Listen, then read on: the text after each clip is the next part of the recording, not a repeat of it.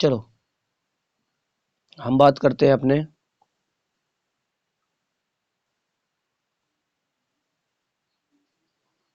व्यापार। कह रहा व्यापार से साम्राज्य तक कंपनी का सत्ता स्थापित होती है। कह रहा व्यापार से साम्राज्य तक कंपनी की सत्ता स्थापित होती है। तो देखो, अगर आपने पहला चैप्टर नहीं पढ़ा या आपने क्लास 6 की और क्लास 7 की एनसीईआरटी नहीं पढ़ी तो आपको ये क्लास 8 की एनसीईआरटी बिल्कुल भी समझ में नहीं आएगी। तो आपके पहले 6 की वीडियो देखिए, प्ले लिस्ट 7 की देखिए, उसके बाद 8 की देखिएगा, ठीक है।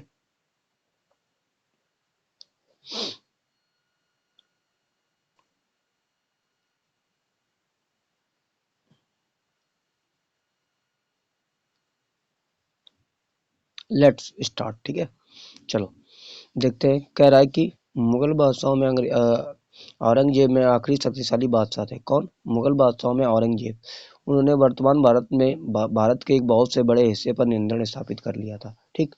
वो 1707 में उनकी मृत्यु के बाद सारे मुगल सूबेदार और बड़े बड़े जमींदार अपनी ताकत दिखाने लगे थे। फिर उन्होंने अपनी क्षेत्रीय रियासतों कायम कर ली थी, और जैसे जैसे विभिन्न भागों में ताकतवर क्षेत्रीय रियासतों सामने आने लगी, और दिल्ली अधिक दिनों तक प्रभावी केंद्र के रूप में नहीं रह सकी, ठीक। आगे कह रहा है,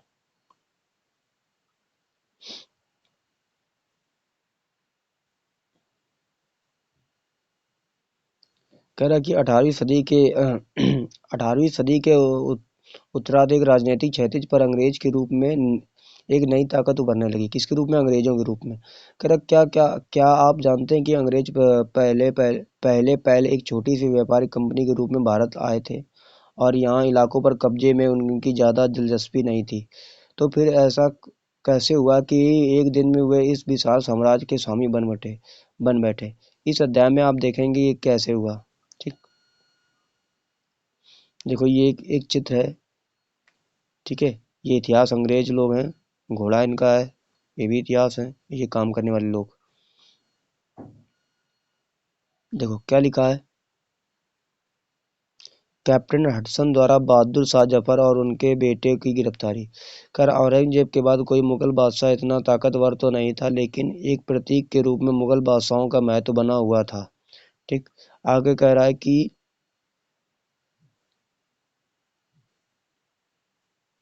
जब जब 1857 में ब्रिटिश शासन के विरुद्ध भारी विद्रोह शुरू हो गया तो विद्रोहियों ने मुगल बादशाह बहादुर शाह जफर को अपना नेता मान लिया। जब विद्रोह कुचल दिया गया तो कंपनी ने बहादुर शाह जफर को देश छोड़ने के लिए मजबूर कर दिया, और उनके बेटे को जफर के सामने ही मार डाला। मतलब उनके बेटे के सामने ही उनको मार डाला, ठीक, बहादुर शाह जफर को। आगे बात करते हैं पूर्व ईस्ट कंपनियां का आना। देखो ये पूर्व ईस्ट कंपनियां का एक देखो वो दिया गया है, ठीक। क्या लिखा है, पूर्व ईस्ट इंडिया कंपनी का आना। पूर्व ईस्ट इंडिया कंपनी का आना। करा सन 1600 में ईस्ट इंडिया कंपनी ने इंग्लैंड और महारानी एलिजाबेथ प्रथम से चार्टर अर्थात इजाजतनामा हासिल कर लिया, कर जिससे कंपनी का पूरब से व्यापार करने का एक अधिकार मिल गया। इस इजाजतनामे का मतलब था कि यह इंग्लैंड की कोई व्यापारिक कंपनी इस इलाके में ईस्ट इंडिया कंपनी से छोड़ नहीं कर सकती थी होड़ नहीं कर सकती थी, ठीक है। कह रहा इस चार्टर के सहारे होड़ नहीं कर सकती। कह रहा इस चार्टर के सहारे से कंपनी समुद्र पार जाकर नए इलाकों को खंगाल सकती थी। वो वहां से सस्ती कीमत पर चीजें खरीद कर उन्हें यूरोप में ऊंची कीमत पर बेच सकती थी। कंपनी की दूसरी और अंग्रेज व्यापारिक कंपनियों में प्रतिस्पर्धा का कोई भय नहीं था। उस जमाने में वाणिज्यिक कंपनियां मोटे तौर पर प्रतिस्पर्धा से बचकर ही मुनाफा कमा सकती थीं। अगर कोई प्रतिस्पर्धा न हो तो वे सस्ती चीजें खरीदकर उन्हें ज्यादा कीमत पर बेच सकती थीं, ठीक। और क्या कह रहा कि 18वीं सदी में भारत आने वाला रास्ता, ये 18वीं सदी का है भारत आने वाला रास्ता, ठीक है। किस तरीके से लोग भारत आए थे। देखो यहाँ पर वाणिज्यिक शब्द का मतलब क्या होता है। देखो कह रहा वाणिज्यिक ऐसा व्यावसायिक उद्यम उसमें चीज़ों की सस्ती कीमत पर खरीद कर और ज़्यादा कीमत पर बेचकर, यानी मुख्य रूप से व्यापार के जरिए मुनाफा कमाना, उसका मतलब होता है वाणिज्यिक। वाणिज्यिक शब्द का मतलब होता है मुनाफा, मतलब कम चीज़ों में खरीद कर उसको महंगी और में बेचना, उसका मतलब होता है वाणिज्यिक। ठीक। कह रहा कि लेकिन यह शाही दस्तावेज दूसरी यूरोपीय ताकतों को पूरब के बाजारों में आने से नहीं रोक सकता था।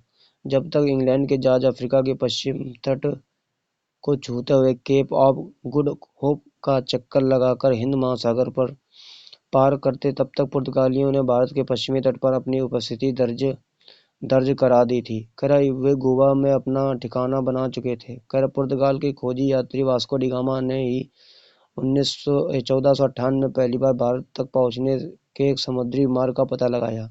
15वीं शताब्दी तक ये डच भी हिंद महासागर में व्यापार की संभावना तलाशने लगे थे। कुछ ही समय बाद फ्रांसीसी व्यापारी भी सामने आ गए। ठीक। आगे कह रहा है कि समस्या यह भी थी कि सारी कंपनियां एक जैसी चीजों को खरीदना चाहती थी। यूरोप के बाजारों में भारत के बने बारीक सूती कपड़े और रेशम की जबरदस्त मांग थी।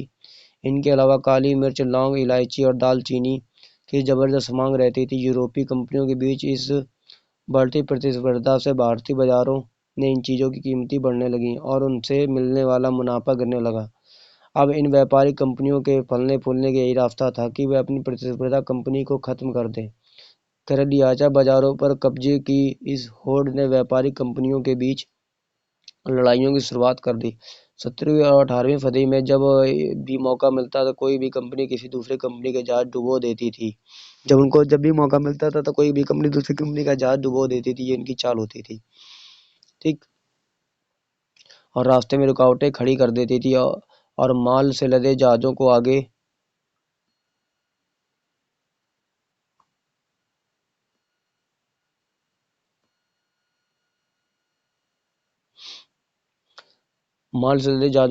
आगे से बढ़ने से रोक देती थी और व्यापार हथियारों की मदद से चल रहा था और व्यापारिक चौकियों से किलेबंदी के जरिए सुरक्षित रखा जाता था। अपनी बस्तियों के किले बंद करने और व्यापार से मुनाफा कमाने की इन कोशिशों के कारण स्थानीय शासकों को भी टकराव होने लगा। इस प्रकार व्यापार और राजनीति को एक दूसरे से अलग रखना कंपनी के लिए मुश्किल होता जा रहा था। आइए देखेंगे कैसे हुआ। East India Company. East India Company Bengal में व्यापार शुरू करती थी। ठीक। पहली इंग्लिश फैक्ट्री 1651 में हुगली नदी किनारे शुरू हुई और कंपनी के व्यापार यहाँ से अपना काम चलाते थे और इन व्यापारियों को इस जमाने में फैक्टर कहा जाता था। इस फैक्ट्री में वेयर हाउस था जहाँ निर्यात होने वाली चीज़ों को जमा किया जाता था। यहीं पर उसके दफ्तर थे जिनमें कंपनी के अफसर बैठते थे। जैसे जैसे व्यापार फैला, कंपनी ने सौदागरों और व्यापारियों को फैक्ट्री के आसपास आकर बसने के लिए प्रेरित किया। 1696 तक कंपनी ने इस आबादी के चारों तरफ एक किला बनाना शुरू कर दिया था। 2 साल बाद उसने मुगल अफसरों को रिश्वत देकर तीनों गांवों की जमींदारी भी खरीद ली।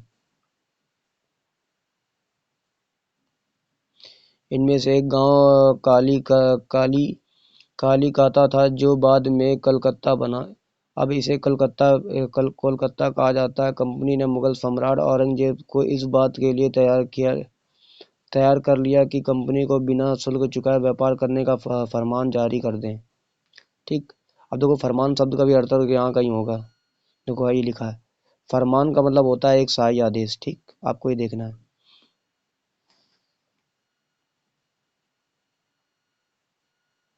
देखो,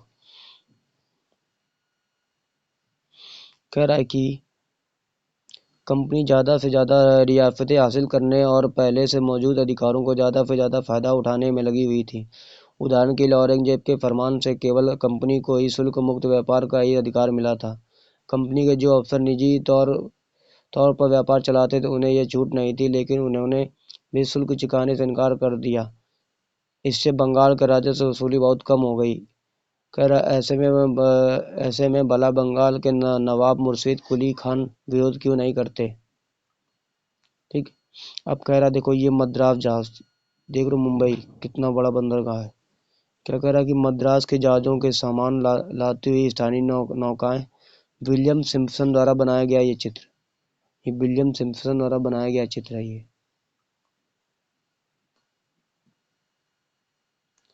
ये देखो रॉबर्ट क्लाउड, झंडू बम जिसको बोलते हैं, रॉबर्ट क्लाइव।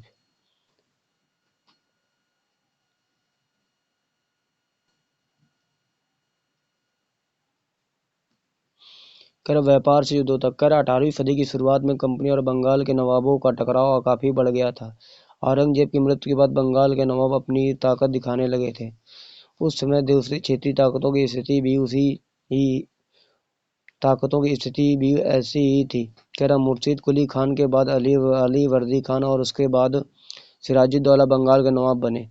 ये सभी शक्तिशाली शासक थे। उन्होंने कंपनी को रियासतें देने से मना कर दिया, व्यापार के अधिकार देने के बदले कंपनी से नजराने मांगे, इस सिक्के को डालने का अधिकार नहीं दिया और उसकी किलेबंदी को बढ़ाने से रोक दिया।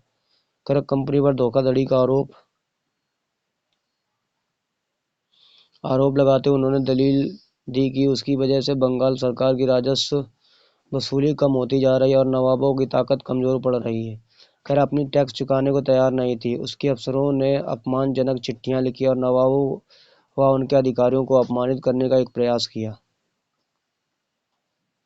खैर कंपनी को कहना था कि स्थानीय अधिकारियों के बेतुकी मांगों से कंपनी का व्यापार तबाह हो रहा है। व्यापार तभी फल फूल सकता है जब सरकार शुल्क हटा ले। और कंपनी को इस बात का भी यकीन था कि अपनी व्यापार फैलाने के लिए उसे अपनी आबादी बढ़ानी होगी, गांव खरीदने होंगे और किलों का पुनर्निर्माण करना होगा। यह टकराव दिनों दिन गंभीर होते गए और अंततः इन टकरावों को परिणति प्लासी के युद्ध के रूप में हुई।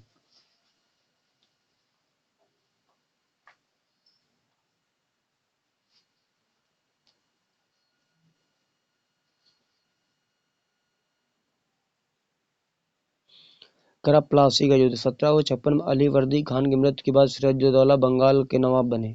1756 में अली वर्दी खान की मृत्यु के बाद सिराजुद्दौला बंगाल के नवाब बने। कंपनी की सिराजुद्दौला की ताकत में से काफी भय था। सिराजुद्दौला की एक जगह कंपनी एक ऐसा कठपुतली नवाब चाहती थी जो उसे व्यापारिक रियासतों और अन्य सुविधाओं आसानी से देने में आनाकानी न करे। कंपनी ने प्रयास किया कि सिराजुद्दौला के प्रतिद्वंदियों में से किसी को नवाब बना दिया जाए और कंपनी की कामयाबी नहीं मिली। जवाब में सिराजुद्दौला ने हुक्म दिया कि कंपनी उनके राज्य में राजनीतिक मामले में टांग अड़ाना बंद कर दे और किलेबंदी रोके और बाकायदा राजस्व चुकाए। कर जब दोनों पक्ष पीछे हटने को तैयार नहीं हुए तो अपने 30,000 सिपाहियों के साथ नवाब ने कासिम बाजार में स्थित इंग्लिश फैक्ट्री पर हमला बोल दिया। नवाब की फौजों ने कंपनी के अफसरों को गिरफ्तार कर लिया और गोदाम पर ताला डाल दिया। अंग्रेजों के हथियार छीन लिए गए और अंग्रेज जहाजों को घेरे में ले लिया। इसके बाद नवाब ने इन कंपनी कलकत्ता स्थित किले पर कब्जे के लिए उधर उधर का रुख रुख किया। उसके बाद कलकत्ता के हाथ से निकल जाने की खबर सुनने के पर मद्रास पर तैनात कंपनी के अफसरों ने भी रॉबर्ट क्लाइव के नेतृत्व की सेनाओं पर रवाना कर दिया और इस सेना के नौसैनिक बड़े मदद भी मिल रही थी। इसके बाद अभी इसको बाद में हम लोग पढ़ेंगे, पहले ये पूरा पढ़ लेते हैं। इसके बाद नवाब के साथ लंबे समय तक सौदेबाजी चली और आखिरकार 1757 में रॉबर्ट क्लाइव ने प्लासी के मैदान में सिराजुद्दौला के खिलाफ कंपनी की सेना का नेतृत्व किया। कब? 1757 में। किसने? रॉबर्ट क्लाइव ने। खैर नवाब सिराजुद्दौला की हार का एक बड़ा कारण उसके सेनापतियों में से सेनापति मीर जाफर को कारगुजारी मीर जाफर की टुकड़ियों ने इस युद्ध में हिस्सा नहीं लिया और रॉबर्ट क्लाइव ने यह कहकर उसे अपने साथ मिला लिया कि सिराजुद्दौला को हटाकर मीर जाफर को नवाब बना दिया जाएगा। अब हम लोग पढ़ते हैं इसके बारे में, जो हमारा ऊपर ही पार्ट छूट गया है। देखो कठपुतली का मतलब क्या होता है। कह कठपुतली एक ऐसा खिलौना होता है जिसे आप धागों के सहारे अपने हिसाब से नचाते हैं। जो व्यक्ति किसी और के इशारों पर न चलता है उसे भी मजाक उड़ाने के लिए अक्सर कठपुतली ही कहा जाता है, जो दूसरे के सहारे चलता है। क्या आप जानते हैं कि प्लासी का यह नाम किस तरह पड़ा?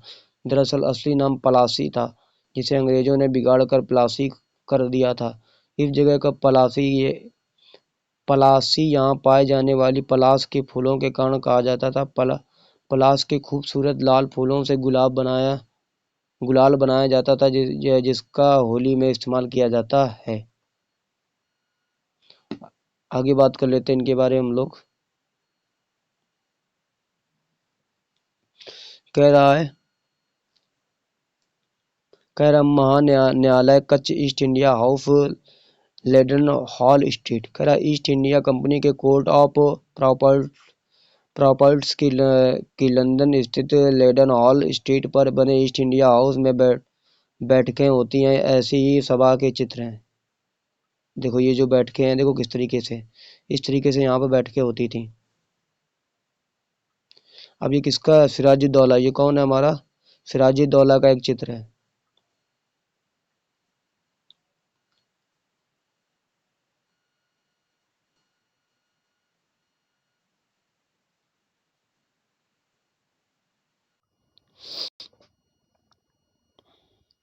कह रहा संपन्नता का श्रम। कह रहा इंग्लैंड के लोग ईस्ट इंडिया कंपनी की शासनकाल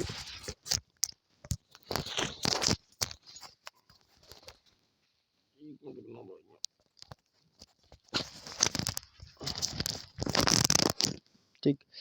कह रहा है कि इंडिया के लोग ईस्ट इंडिया कंपनी की शासकीय महत्वाकांक्षाओं को संदेश और विश्वास से देखते हैं कि प्लासी की लड़ाई के बाद रॉबर्ट क्लाइव ने अंग्रेज सम्राट के एक मुख्य विदेशी मंत्री विलियम पिट को 7 जनवरी 1759 को कलकत्ते से यह चिट्ठी भेजी थी। कर लेकिन ये इतनी विशाल सत्ता और वाणिज्यिक कंपनी के लिए बहुत बड़ी बात होगी। कर मैं खुद ये सोचकर अभी अभिभूत हूँ कि इन समृद्ध रियासतों का पूरा कब्जा हासिल करने के लिए कोई परेशानी नहीं आएगी। अब मैं ये फैसला आप पर छोड़ता हूँ कि क्या सालाना 20 लाख स्टर्लिंग को आमदनी और 3 प्रांतों को कब्जा कोई ऐसी चीज है जिस पर इतना शोर मचाना उचित हो। वो आपसे पूछ रहा है लेकिन इसका कोई मतलब नहीं निकलता है। हम लोग देखते हैं अब आगे। ये वाले को हम लोग बाद में पढ़ेंगे, पहले हम लोग इधर पढ़ते हैं। करा प्लासी की इन जंग इसलिए महत्वपूर्ण मानी जाती है, प्लासी की जंग, क्योंकि भारत में आए कंपनी की पहली बड़ी जीत थी। किसकी? भारत में आई है कंपनी की पहली बड़ी जीत थी। करा प्लासी की जंग के बाद सिराजुद्दौला को मार दिया गया और मीर जाफर नवाब बना। प्लासी की जंग के बाद सिराजुद्दौला को मार दिया गया और मीर जाफर वहाँ का नवाब बना। करा कंपनी अभी भी शासन की जिम्मेदारी संभालने को तैयार नहीं थी। उसका मूल उद्देश्य तो व्यापार को फैलाना था। अगर यह काम स्थानीय शासकों की मदद से बिना लड़े ही किया जा सकता था तो किसी राज्य को सीधे अपने कब्जे में लेने की क्या जरूरत थी। फिर आगे कह रहा है कि जल्दी ही कंपनी का एहसास होने लगा कि यह रास्ता भी आसान नहीं है। कठपुतली नवाब भी हमेशा कंपनी के इशारों पर नहीं चलते थे। आखिरकार उन्हें भी तो अपनी प्रजा की नज़र में सम्मान और संप्रभुता का दिखावा करना पड़ता था। आगे कह रहा है कि तो फिर कंपनी क्या करती है। मीर जाफर ने कंपनी का विरोध किया तो कंपनी ने उसे हटाकर मीर कासिम का नवाब बना दिया। जब मीर कासिम परेशान करने लगा तो बक्सर की लड़ाई 1764 में उसको भी हराना पड़ा। उसे बंगाल से बाहर कर दिया और मीर जाफर को दोबारा नवाब बना दिया गया। अब नवाब को हर महीने 5 लाख रुपए कंपनी को चुकाने थे। कंपनी अपने सैनिक खर्चों से निपटने और व्यापारिक जरूरतों तथा अन्य खर्चों को पूरा करने के लिए पैसा चाहती थी। कंपनी ज़्यादातर इलाके तथा और ज़्यादा कमाई चाहती थी। फिर आगे कह रहा है कि 1765 में जब मीर जाफर की मृत्यु हुई तब एक कंपनी के इरादे बदल चुके थे। कठपुतली नवाबों के साथ अपने खराब अनुभवों को देखते हुए क्लाइव ने ऐलान किया कि अब हमें खुद को नवाब बनना पड़ेगा, खुद ही नवाब बनना पड़ेगा। आखिरकार 1765 में मुगल सम्राट ने कंपनी को ही बंगाल प्रांत का दीवान नियुक्त कर दिया। दीवान मिलने के कारण कंपनी को बंगाल के विशाल राजस्व संसाधनों पर नियंत्रण मिल गया। फिर आगे कह रहा है कि इस तरह कंपनी के एक पुरानी समस्या हल हो गई थी कि 18वीं सदी की शुरुआत से ही भारत के साथ उसका व्यापार बढ़ता जा रहा था, लेकिन उसे भारत में ज़्यादातर चीज़ें ब्रिटेन से लाए गए सोने और चांदी के बदले में खरीदनी पड़ती थी। कह रहे इसकी वजह ये थी कि इस समय ब्रिटेन के पास भारत में बेचने के लिए कोई भी चीज़ नहीं थी। कह रहा प्लासी की जंग के बाद ब्रिटेन से सोने की निकासी कम होने लगी और बंगाल के दीवानी मिलने के बाद तो ब्रिटेन से सोना लाने की ज़रूरतें ही नहीं रहीं। अब भारत से होने वाली आमदनी के सहारे ही कंपनी अपने खर्चे चला सकती थी। इस कमाई से कंपनी भारत में सूती और रेशमी कपड़ा खरीद सकती थी और अपनी फौजों को संभाल सकती थी और कलकत्ते में किलो के दफ्तरों के निर्माण भी लागत उठा सकती थी। अब आगे बात कर लेते हैं, ये जो हमारा पैराग्राफ छूट गया इसके बारे में। कह रहा नवाब की शिकायतें। कह रहा नवाब की शिकायतें। कह रहा 1733 में बंगाल के नवाब ने इंग्लिश व्यापारियों के बारे में यह कहा था कि जब वे पहली बार हमारे देश में आए थे तो उन्होंने सरकार के सामने विनती करते हुए कहा था कि उन्हें एक फैक्ट्री बनाने के लिए थोड़ी सी ज़मीन दे दी जाए, और वह ज़मीन तो मिल गई और उन्होंने तो वहाँ मजबूत किला ही खड़ा कर डाला। इसके चारों तरफ गड्ढे बना दिए जो नदी से जुड़ते हैं। दीवारों पर उन्होंने न जाने कितनी तोपें तैनात कर दीं और उन्होंने बहुत सारे सौदागरों और अन्य लोगों को अपने मातहत रहने के लिए तैयार कर लिया और वह 1 लाख रुपए राजस्व वसूल कर रहे और वे असंख्य औरतों को और मर्दों को उनके ही देश में गुलाम बनाकर लूट खसोट रहे थे।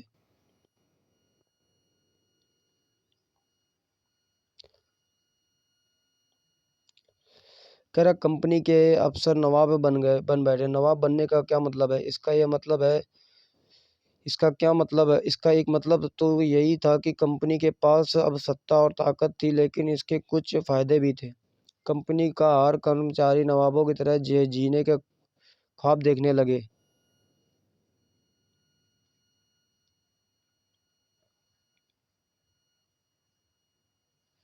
कह रहा प्लास्टिक युद्ध के बाद बंगाल के असली नवाबों को इस बात के लिए बाध्य कर दिया गया कि कंपनी के अफसरों को निजी तोहफे के तौर पर जमीन और बहुत सारे पैसा दे।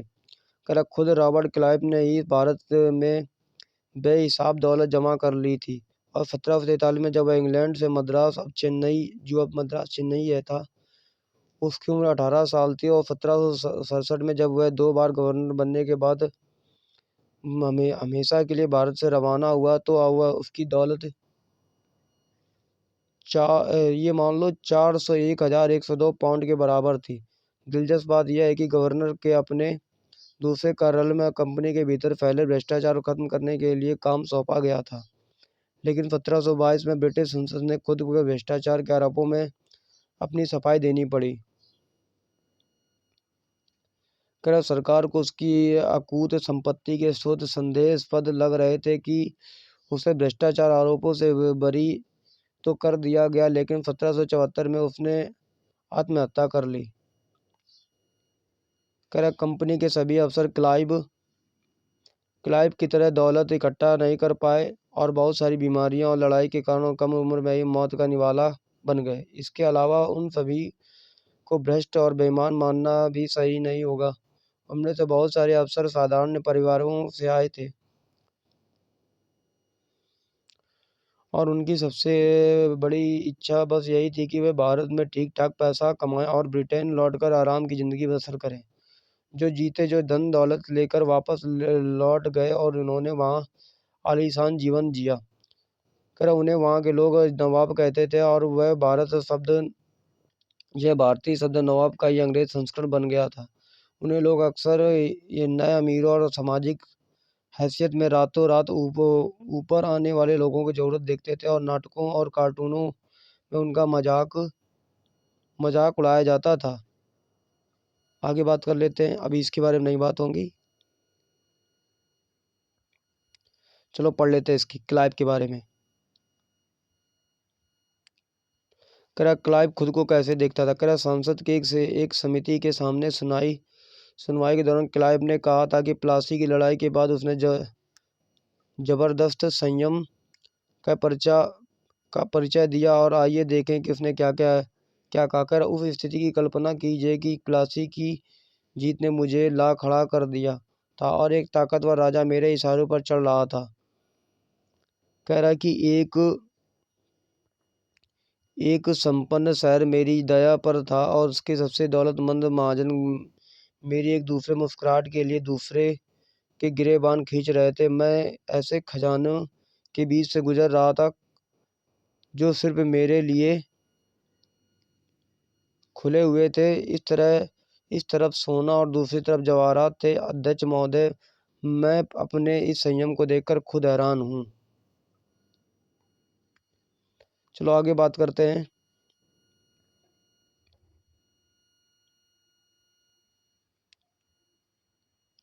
कह रहा कंपनी का फैलता शासन। कह रहा यदि हम 1757 1857 बीच ईस्ट इंडिया कंपनी के द्वारा भारतीय राज्यों में कब्जा की प्रक्रिया देखें तो कुछ महत्वपूर्ण बातें सामने आती हैं। कह रहा किसी अनजान इलाके में कंपनी ने सीधे सैनिक हमला प्राय नहीं किया। ठीक, उसने किसी भारतीय रियासत को अधिग्रहण करने से पहले विभिन्न राजनीतिक, आर्थिक और कूटनीतिक संसाधनों का इस्तेमाल किया। कह रहा बक्सर की लड़ाई 1764 के बाद कंपनी ने भारतीय रियासतों में कह रहा रेजिडेंट तैनात कर दिए। ये कंपनी राजनीतिक या व्यावसायिक प्रतिनिधित्व होते थे। उनका काम कंपनी के हितों की रक्षा करना और उन्हें आगे बढ़ाना था। कर रेजिडेंट के माध्यम से कंपनी के अधिकार भारतीय राज्यों के भीतरी मामलों में भी दखल देने लगे थे। कह अगला राजा कौन होगा, इस किस पद पर किसको बिठाया जाएगा, इस तरह की चीज़ों के भी कंपनियों के अफसर ही तय करना चाहते थे। कई बार कंपनियों ने रियासतों पर सहायक संधि भी थोप दी जो रियासतों से बंदोबस्त को मान लेती हैं। इस तरह स्वतंत्र सेनाएं रखने का अधिकार नहीं रहता था। इस कंपनी की तरफ से सुरक्षा मिलती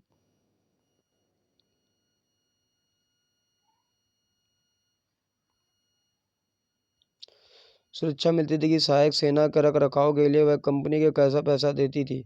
अगर भारतीय शासक रकम अदा करने में चूक जाते हैं तो वह जुर्माने के तौर पर उनका इलाका कंपनी को अपने कब्जे में ले लेती थी।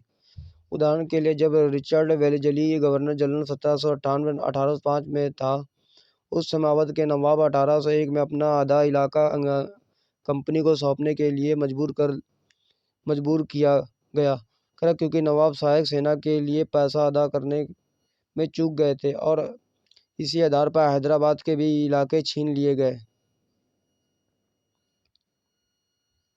अब चलो इसके बाद ये पूरा हमारा ख़त्म हो गया। अब इसके बारे में पढ़ लेते हैं हम लोग ये पार्ट। ये कौन है, कह रहा है कि चित्र नंबर 7 अपने बेटों और ब्रिटिश रेजिडेंट के साथ नवाब सिराजुद्दौला टिली कैटल द्वारा बनाया चित्र तौल 1722 बक्सर की लड़ाई के बाद हुए संधियों के फलस्वरूप नवाब सिराजुद्दौला के ज़्यादातर अधिकार छीन गए थे, लेकिन यहाँ वह रेजिडेंट के सामने अपने चिर परिचित शाही शानो शौकत के साथ दिखाई दे रहे हैं। चलो एक पढ़ लेते हैं रेजिडेंट की ताकत क्या होती है। कर कंपनी द्वारा नियुक्त किए गए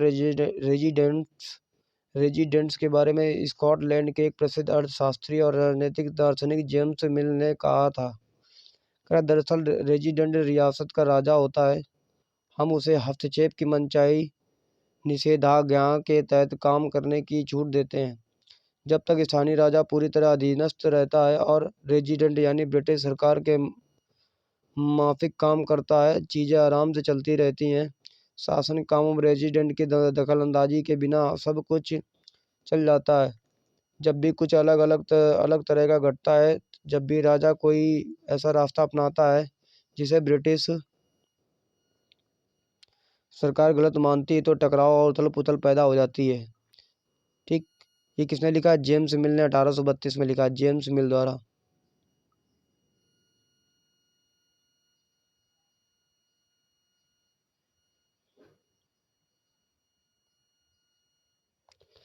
चलो बात करते हैं टीपू सुल्तान की। बात करते हैं किसकी? टीपू सुल्तान। आओ बात करते हैं टीपू सुल्तान क्या थे भैया, इन्होंने क्या किले उखाड़े, देखते हैं।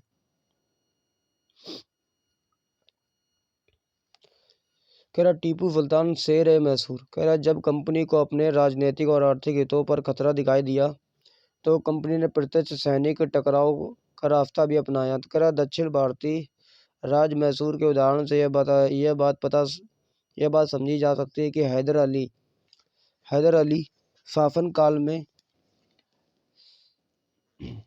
हैदर अली शासनकाल के 1762 से लेकर 1782 इसके विख्यात पुत्र टीपू सुल्तान शासनकाल 1782-1799 जैसे शक्तिशाली शासन के नेतृत्व में मैसूर काफी ताकतवर हो चुका था। टीपू सुल्तान हैदर अली उसके विख्यात पुत्र टीपू सुल्तान हैदर अली का पुत्र टीपू सुल्तान मालाबार तट पर होने वाले व्यापार मशहूर रियासतों पर नियंत्रण में था, जहां कंपनी काली मिर्च और इलायची खरीदती थी। ठीक। 1785 टीपू सुल्तान ने अपनी रियासतों में पड़ने वाले बंदरगाहों से चंदन की लकड़ी, काली मिर्च और इलायची का निर्यात रोक दिया। सुल्तान ने स्थानीय सौदागरों को भी कंपनी के साथ कारोबार करने से रोक दिया था। टीपू सुल्तान ने भारत में रहने वाले फ्रांसीसी व्यापारियों से घनिष्ठ संबंध विकसित किए और उनकी मदद से अपनी सेना को आधुनिकीकरण किया।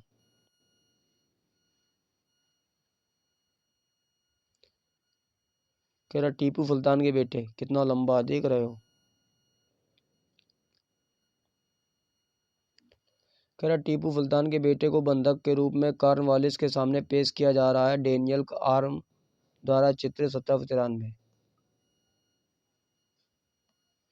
कंपनी की फौजों को हैदर अली और टीपू सुल्तान ने कई बार युद्ध में हराया था, लेकिन 1792 में मराठा और हैदराबाद के निजाम और कंपनी के संयुक्त फौजों के हमले के बाद टीपू सुल्तान को अंग्रेजों से संधि करनी पड़ी। इस संधि के तहत उनके दो बेटों को अंग्रेजों ने बंधक के रूप में अपने पास रख लिया और ब्रिटिश चित्रकारों को ऐसे दृश्यों की तस्वीर बनाने में मजा आता था जिसमें अंग्रेजों की सत्ता को विजय दिखाई देती थी।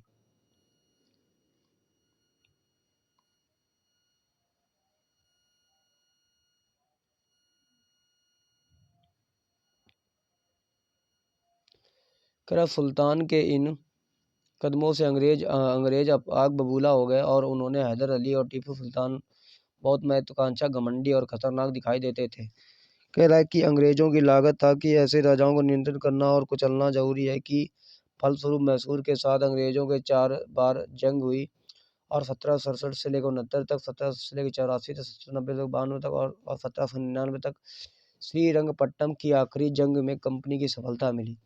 अपनी राजधानी की रक्षा करते हुए टीपू सुल्तान मारे गए और मैसूर का राजकाज पुराने बेडिया राजवंश के हाथों में सौंप दिया गया। इसके साथ ही मैसूर पर सहायक संधि थोप दी गई। अब बात कर लेते हैं टीपू सुल्तान की कहानियाँ। टीपू कहानियाँ राजाओं के छवि अक्सर जनश्रुतियों के बनती है और प्रचलित किस्सों में उनकी ताकत का खूब यशागान किया जाता है। 1782 में मैसूर के राजा बने टीपू सुल्तान के बारे में कहा जाता है कि एक बार वे अपने फ्रांसीसी दोस्त के साथ जंगल के शिकार खेलने गए थे। कहाँ गए थे? जंगल शिकार खेलने गए थे। वहाँ एक शेर उनके सामने आ गया। उनकी बंदूक ने मौके पर साथ नहीं दिया और कटार भी जमीन पर गिर गई। फिर भी टीपू ने निहत्थे शेर को मुकाबला किया और आखिरकार कटार उठा ली। अंत में उन्होंने शेर को मार गिराया। इसी बात से उन्होंने शेर ए मैसूर कहा जाता, शेर ए मैसूर कहा जाने लगा था। शेर ए मैसूर कहा जाने लगा था। ठीक। उनका राजसी झंडे पर भी शेर की तस्वीर होती थी, राजसी झंडे पर।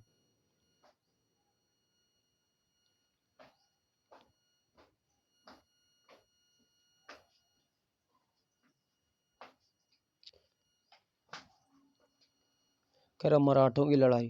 18वीं शताब्दी के आखिर से कंपनी मराठों की ताकत को भी काबू और खत्म करने के बारे में सोचने लगी थी। 1761 में पानीपत की तीसरी लड़ाई में हार के बाद दिल्ली से देश की शासन चलाने की मराठों की सपना चूर चूर हो गया। उन्हें कई राज्यों में बांट दिया गया।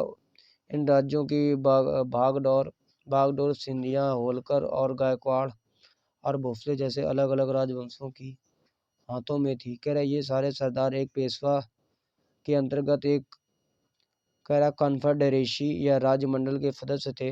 पेशवा और राजमंडल के सैनिक और प्रशासनिक प्रमुख होता था और पुणे में रहता था और महादजी सिंधिया और नाना फडणवीस 18वीं शताब्दी के आखिरी दो प्रसिद्ध मराठा योद्धा राजनीतिक थे।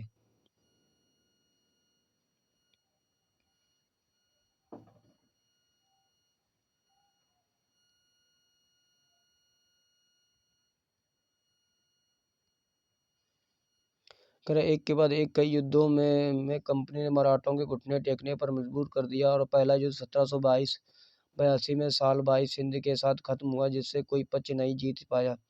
दूसरा अंग्रेज मराठा युद्ध 1803 से लेकर 5 में कई मोर्चों पर लड़ा गया।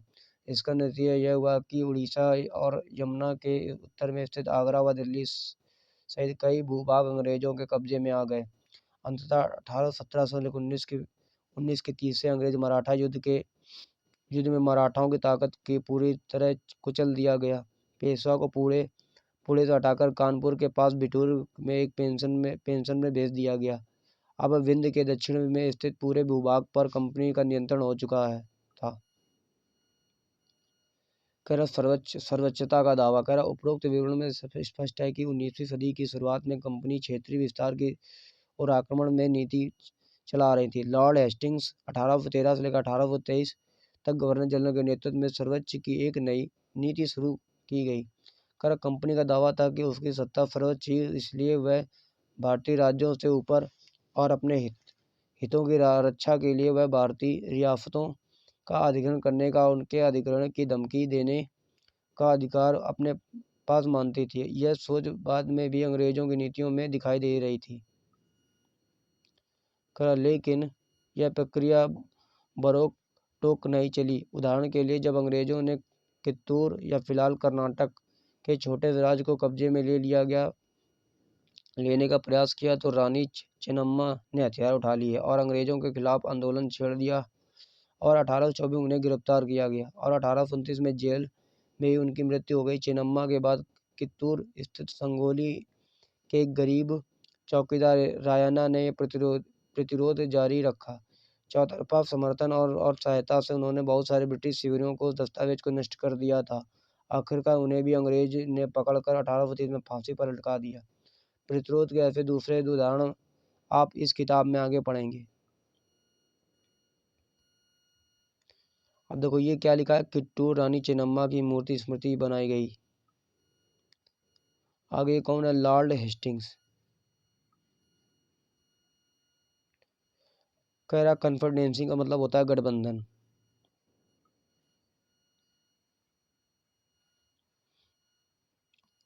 आगे ये क्या दिया गया है, महाराजा रणजीत सिंह का दरबार। अच्छा, महाराजा रणजीत सिंह दरबार के बारे में हम लोग आगे पढ़ेंगे। ठीक है, चलो देखते हैं।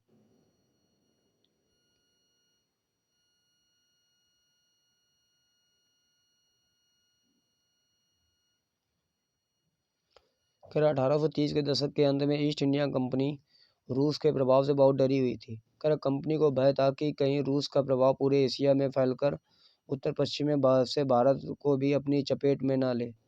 इसी डर के चलते अंग्रेज अब उत्तर पश्चिमी भारत में भी अपना नियंत्रण स्थापित करना चाहते थे। उन्होंने 1838 में लेकर 1842 के बीच अफगानिस्तान के साथ एक लंबी लड़ाई लड़ी और वहां अप्रत्यक्ष कंपनी शासन स्थापित कर लिया। 1843 में सिंध भी कब्जे में आ गया। इसके बाद पंजाब की बारी थी। यहाँ महाराजा रणजीत सिंह ने कंपनी के दाल नहीं गलने दिए। 1839 में उनकी मृत्यु के बाद यह रियासत के साथ तो 2 लंबी लड़ाइयाँ हुई। आखिरकार 1849 में अंग्रेजों ने पंजाब को भी अधिग्रहण कर लिया। क्या कह रहा है, विलय नीति क्या होती है। विलय नीति का मतलब होता है कि अधिग्रहण की आखिरी लहर 1848 से 1856 के बीच गवर्नर जनरल बने लॉर्ड डलहौजी के शासनकाल में चली। क्या लॉर्ड डलहौजी ने एक नई नीति अपनाई जिसे विलय नीति नाम दिया गया। कह रहे यह सिद्धांत इस तर्क पर आधारित था कि अगर किसी शासक की मृत्यु हो जाती है तो उसका कोई पुरुष वारिस नहीं है तो उसकी रियासत हड़प कर ली जाएगी, यानी कंपनी के भूभाग का हिस्सा बन जाएगी। कह रहा इस सिद्धांत के आधार पर एक के बाद एक कई रियासतें सतारा 1848 और संबलपुर 1850, उदयपुर 1852, नागपुर 1853 और झांसी 1854 अंग्रेज के हाथ में चली गई। ठीक, खैर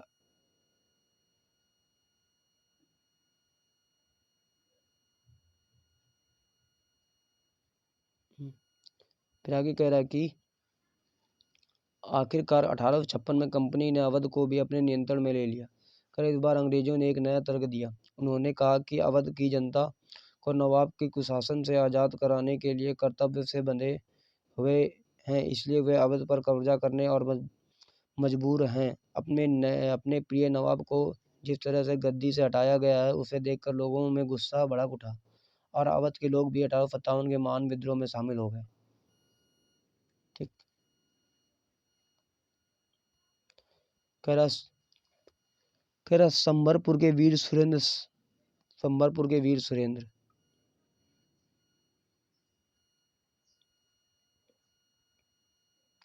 कह रहा भारत 1797 और 1840 दो कितना बदल गया था, कितना ब्रिटिश लोगों ने। अभी समझ लो ये जो रेड आपको दिखाई दे रहा पूरा, जो रेड वाला दिखा गया क्षेत्र जो ब्रिटिश के अधीन नहीं थे, ब्रिटिश शासन अधीन क्षेत्र, ये पूरा पीला हुआ पहले इतना था, पहले इतना ब्रिटिश ने कब्जा किया था यहाँ पे। और उसके बाद उन्होंने 1840 में पूरा ही देखो पूरा इतना ही पूरा उन्होंने पूरा कवर कर लिया था, मतलब हर जगह ब्रिटिश शासन ही थे। ठीक है, फिर उसके बाद उन्होंने 1857 में, भारत में 1857 में पूरा ही देख लो पूरा कब्जा कर लिया था, मतलब पूरा भारत पे ही कब्जा कर लिया था।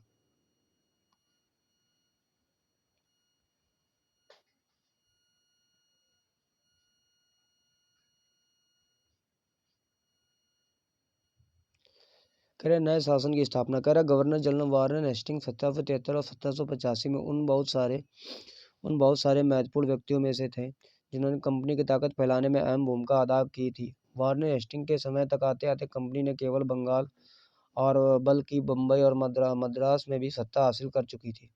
कह रहा ब्रिटिश के इलाके मोटे तौर पर प्रशासनिक और इकाइयों में बटे हुए थे जिन्होंने कह रहा प्रेसिडेंसी कहा जाता था। उस समय 3 प्रेसिडेंसी थी, बंगाल, मद्रास और बम्बई। कह रहा हर एक का शासन गवर्नर के पास होता था, सबसे ऊपर गवर्नर जनरल होता था। वारेन हेस्टिंग ने कई प्रशासनिक सुधार किए, न्याय के क्षेत्र में उसके सुधार खास तौर से उल्लेखनीय थे। कह रहा 1722 में एक नई नई न्याय व्यवस्था स्थापित की गई। इस व्यवस्था में प्रावधान किया गया कि हर जिले में 2 अदालतें होंगी। कह रहा फौजदारी अदालत और दीवानी अदालत। कह दीवानी अदालतों के मुखिया यूरोपीय जिला कलेक्टर होते थे और मौलवी और हिंदू पंडित उनके भारतीय कानूनों की व्याख्या करते थे। कह रहा फौजदारी अदालतों में अभी भी काजी और मुफ्ती के ही अंतर्गत थी, लेकिन वे कलेक्टर की निगरानी में काम करते थे। ठीक, ये देख लो कितनी सारी फौजें यहाँ पर हैं, कितनी सारी फौजें यहाँ पर दिखाई दे रही हैं आपको। कह रहा वारेन हेस्टिंग्स पर मुकदमा आर.जी. पोलार्ड द्वारा चित्रित 1789।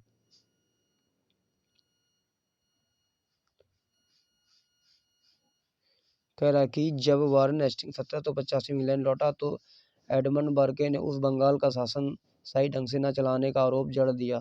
इस आरोप के चलते हेस्टिंग्स पर ब्रिटिश संसद महाभियोग का मुकदमा चलाया गया, जो जो सात जो सात चला मुकदमा चलाया गया, जो 7 साल चला। कितने साल चला था? 7 ईयर तक चला था। चलो अब इसकी बात कर लेते हैं, हमारा ये जो पार्ट है। कह रहा काजी का मतलब क्या होता है? काजी का मतलब एक न्यायाधीश होता है। मुफ्ती का मतलब क्या होता है? मुस्लिम समुदाय का एक न्यायविद जो कानूनों की व्याख्या करता है, जो काजी इसी व्याख्या के आधार पर फैसले सुनाते थे। आगे अगर हम महाभियोग का मतलब क्या होता है? जब इंग्लैंड हाउस ऑफ कॉमन्स में किसी व्यक्ति के खिलाफ दुराचारण आरोप लगाया जाता है तो हाउस ऑफ लॉर्ड्स, संसद की ऊपरी सदन में उस व्यक्ति के खिलाफ मुकदमा चलता है, इसे महाभियोग कहा जाता है।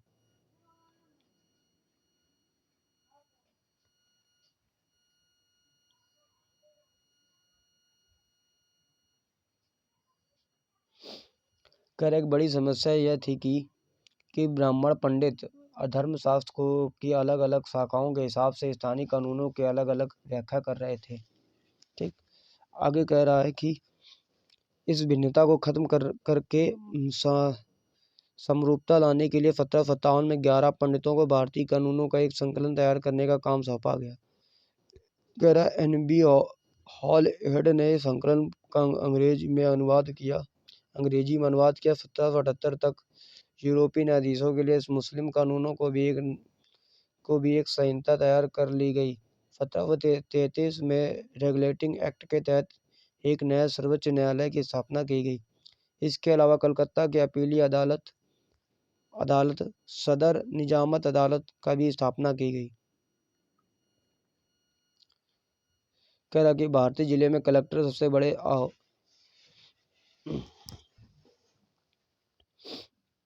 ओहदा होता था। जैसा कि नाम से भी पता चलता है कि उसका मुख्य काम लगान और कर इकट्ठा करना था। न्यायाधीशों, पुलिस अधिकारियों व दरोगों की सहायता से जिले में कानून व्यवस्था बनाए रखना ही होता था। उसका कार्यालय कलेक्टर सत्ता और संरक्षण का नया केंद्र बनाना था, जिसने पुराने सत्ता केंद्रों को हाशिए पर ढकेल दिया था। कंपनी की फौज। कंपनी की फौजें। कंपनी के साथ भारत में शासन और सुधार के नए विचार तो आए, लेकिन उसकी असली सत्ता सैनिक ताकत भी थी। मुगल फौज रूप से ही घुड़सवार मतलब घोड़े पर चलने वाले प्रशिक्षित और पैदल सेना थी, और तीरंदाजी और ताकत और तलवारबाजी का प्रशिक्षण दिया जाता था। सेना के सवारों और दबदबा रहता था, और मुगल साम्राज्य को एक विशाल पेशेवर प्रशिक्षण वाली पैदल सेना की जरूरत महसूस नहीं होती थी। ग्रामीण इलाकों में सशस्त्र किसानों को बड़ी संख्या थी।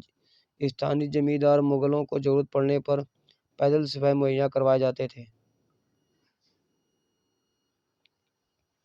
18वीं सदी में जब अवध और बनारस जैसी रियासतों में किसान को भर्ती करके उन्हें पेशेवर सैनिक प्रशिक्षण दिया जाने लगा, तो यह सूरत बदलने लगी। और ईस्ट इंडिया कंपनी ने जब अपनी सेना के लिए भर्ती शुरू की, तो उसने भी यह तरीका अपनाया। अंग्रेज अपनी सेना को सिपाही जो भारतीय शब्द सिपाही से बना है, आर्मी कहते थे। 1820 के दशक जैसे जैसे युद्ध तकनीकी बदलने लगी, कंपनियों की सेना घुड़सवार टुकड़ियों की जरूरत कम होती गई। इसकी वजह यह थी कि ब्रिटिश साम्राज्य बर्मा, अफगानिस्तान और मिस्र में लड़ रहा था, जहां सिपाही मॉस्केट और तोड़ेदार बंदूक और मैचलॉक से लैस होते थे। कंपनी की सेना सिपाहियों की बदलती सैनिक अवस्थाओं को ध्यान रखना पड़ता था, और अब उसकी पैदल टुकड़ी ज्यादातर महत्वपूर्ण होती जा रही थी। 19वीं सदी की शुरुआत में अंग्रेज एक समरूप सैनिक संस्कृति विकसित करने लगे, और सिपाहियों को यूरोपीय ढंग से प्रशिक्षण, अभ्यास और अनुशासन दिखाया जाने लगा। अब उनका जीवन पहले से भी ज्यादा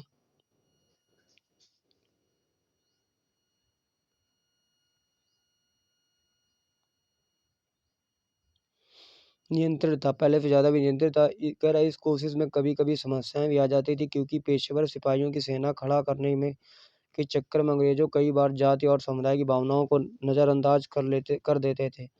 भला लोग अपनी जाति और धार्मिक भावनाओं को इतनी आसानी से कैसे छोड़ सकते थे?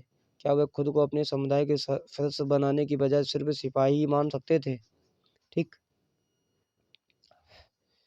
कह रहा है कि सिपाही क्या महसूस करते थे अपनी जीवन की और अपनी पहचान, यानी वे कौन है, वो इस बात के एहसास में जो बदलाव आ रहा है उनकी सिपाही ने किस तरह देखा। 1857 के विद्रोह में हमें सिपाहियों की दुनिया की झलक दिखता है। इस विद्रोह के बारे में हम अध्याय 5 में पढ़ेंगे, लेकिन उससे पहले हम ये जो छूटा है हमारा, इसका पढ़ लेते हैं। कंपनी के काम के करने और बंगाल का एक सवार एक अज्ञात भारतीय चित्रकार द्वारा बनाया गया 1780 में।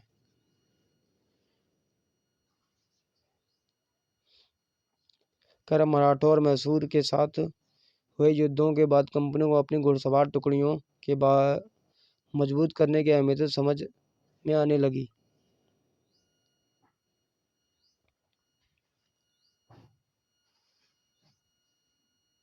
देखो, कुछ शब्द हम लोगों ने पढ़े थे, यहाँ पर उन शब्दों का मतलब जान लेते हैं। धर्मशास्त्र का मतलब क्या होता है? संस्कृत की ऐसी कृतियां जिनमें सामाजिक तौर तरीके और आचरण सिद्धांतों की व्याख्या की जाती है। धर्मशास्त्र ईसा पूर्व 500 ईसा पूर्व के पहले लिखे गए थे। सवार का मतलब क्या होता है? घुड़सवार। मॉस्किट का मतलब क्या होता है? पैदल सिपाही द्वारा इस्तेमाल की जाने वाली भारी बंदूकें मॉस्किट कहलाती हैं।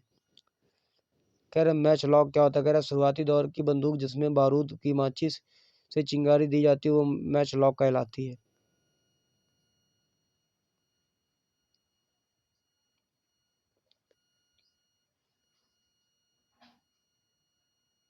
चलो आगे हम लोग निष्कर्ष के बारे में बात करते हैं। ईस्ट इंडिया कंपनी एक व्यापारिक कंपनी से बढ़ते बढ़ते एक भौगोलिक औपनिवेशिक शक्ति बन गई। 19वीं सदी की शुरुआत में ये नई भाप तकनीक के आने से ये प्रक्रिया तेज हुई। जब समुद्र मार्ग से भारत पहुंचने में 6 से 8 माह के समय लग जाता था, तो भाप से चलने वाले जहाजों ने यह यात्रा 3 हफ्तों में समेट दी। 3 हफ्तों में।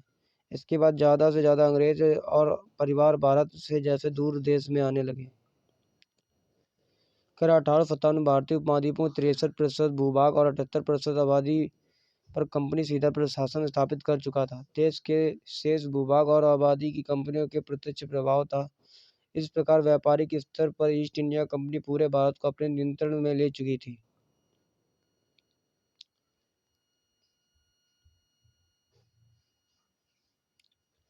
कह रहा दक्षिण अफ्रीका में दास व्यापार। कह रहा डच व्यापारी 17वीं सदी में दक्षिण अफ्रीका पहुंचे और जल्द ही दास व्यापार शुरू हो गया। लोगों को बंधक बनाकर जंजीरों में बांधकर दास बाजारों में बेचे जाने लगे। ठीक है। 1834 में दास प्रथा के अंत के समय अफ्रीका के दक्षिण सिरे पर स्थित केप में निजी स्वामित्व दासों की संख्या 36,774 थी और 1824 के केप में आने वाली यात्री ने वहां होने वाली नीलामी का आंखों देखा ब्यौरा प्रस्तुत किया। यह मालूम होने लगा कि पशुओं के कृषि उत्पादों में नीलामी होने वाली है। हमने अपनी गाड़ी और बैल खरीदने के लिए रोक ली। नीलामी के माल के एक स्त्री दास और 3 बच्चे थे। किसानों ने पशुओं के समान ही उन्हें परखा और उन्हें अलग अलग खरीदने के लिए बेच दिया गया। माँ ने चिंता, वेदना और आंसू भरी आंखों से बच्चों की तरफ देखा और दुखी बच्चों में व्याकुल माँ बाप के चिपक गए। यह दृश्य दिल को पिघलाने वाला था। इसके विपरीत मौजूद दर्शकों के चेहरा हंसते हुए और असंवेदनशील थे।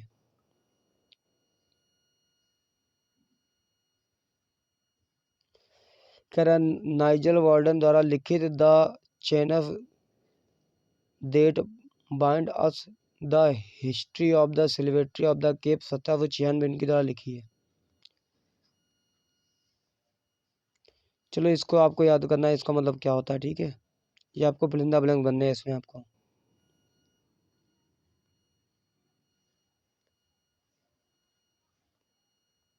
ठीक, ये आपको क्वेश्चन आंसर करने हैं। ये क्वेश्चन आंसर आपको करने हैं। ठीक, इन क्वेश्चन आंसर आपको करके आपको भरना है। ठीक है, देखो ये हमारी क्लास सीटेट के लिए थी और केबीएस के लिए। चाहो तो चैनल को सब्सक्राइब भी कर सकते हो, माने तो कर सकते हो, वीडियो को लाइक कर सकते हो, चाहे तो आपकी मर्जी। ठीक है, लेकिन अगर आपने क्लास 6 और 7 की वीडियो नहीं देखी तो आप जाइए प्लेलिस्ट में नहीं देख के आइए।